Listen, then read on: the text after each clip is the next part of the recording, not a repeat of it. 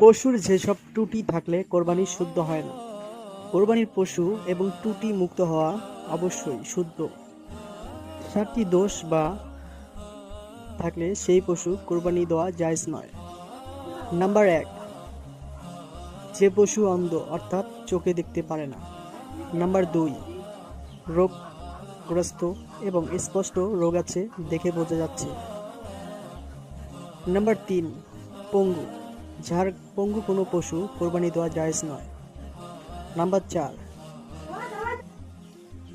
সে পশু আহত, যার কোনো অঙ্গ ভেঙে গেছে, স্পষ্ট বোঝা যাচ্ছে এবং দেখা যাচ্ছে। নাম্বার 5, যে পশুর একটি দাঁতও নেই, তার দাঁতগুলো সব পড়ে গেছে, যে কারণে সে ঘাস বা কোনো কিছু চিয়াবাই খেতে পারে না।